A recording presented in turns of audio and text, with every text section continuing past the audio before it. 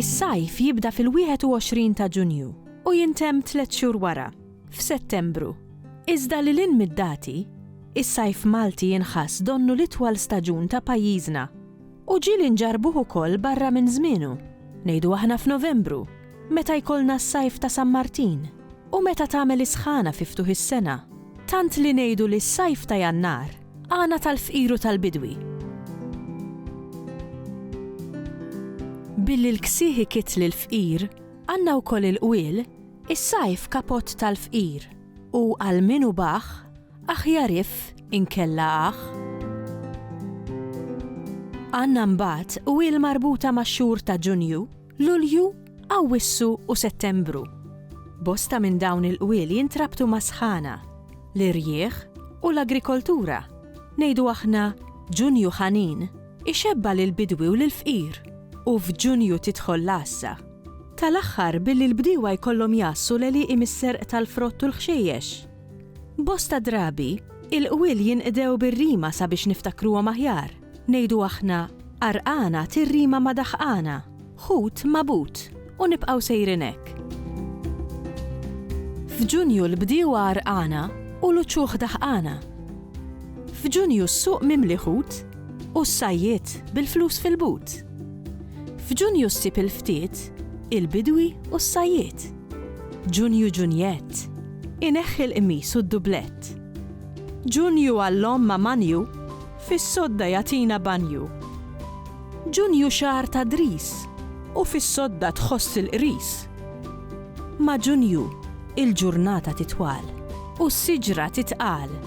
Ma' Ġunju il-bejja maċana u l-bdiewa arqana. Fix-xahar ta' Lulju nkomplu nfakru fi sħana billi ngħidu li Lulju x-xahar tal-omma. F'dan ix-xahar ma niftakrux biss fis-sena tal-bidja, imma naħsbu wkoll fil-ħajjata permezz tal-qawl. Lulju l-ħajjatin jibdew jaqilgħu xi karlin. Lulju jfakkarna wkoll li dari, il-ħajja soċjali u s-sena agrikola ta' niesna kienu marbuta mal-kalendarju reliġjuż, billi ngħidu li fellus ta' Lulju jagħtik bajda f'San Pupulju. Awwissu wkoll għandu post fost il-qwiel marbuta mas-sajf u bosta minn dawn huma xhieda tal-qilla tax-xemx fix-xahar ta' Santa Marija. Kif naraw fi qwiel bħal Awwissu qatt ma ħamel lilu nnifsu, jew Awwissu x-xemx taħarqu u x-xita tmissu. Id-dinja agrikola wkoll tiġi mfakra b'xi qwiel f'dan iż-żmien tas-sena. Ngħidu aħna permezz tal-proverbji f'Awwissu l-għeneb iħallik tmissu. Jew meta l-ansal jagħmel il-wart f'Awwissu, ix-xita tkun bikrija. L-aħħar xahar li jmiss mas-sajf huwa Settembru, xahar li skont it-tradizzjoni orali jagħtina ħiel tat-temp fis-7 xhur ta' wara.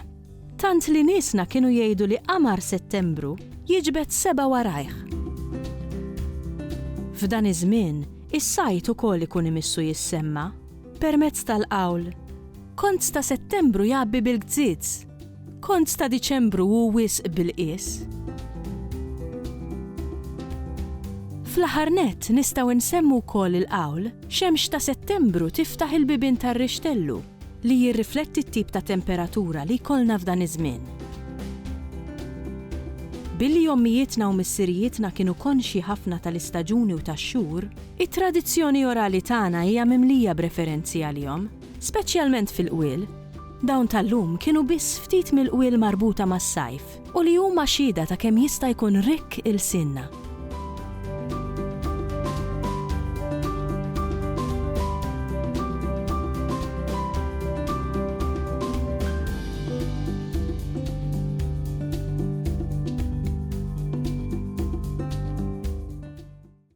Il-Sinna jixtieq jirringrazzja lill-Aġenzija Nazzjonali tal-Litterizmu, lill-Kunsill Malti għall-Arti u l-Kultura, lill-Ministeru għall-Edukazzjoni u x-Xogħol, lill-Kunsill Nazzjonali tal-Ilsien Malti u lid-Dipartiment tal-Malti fil-Fakultà tal-Arti l-Università.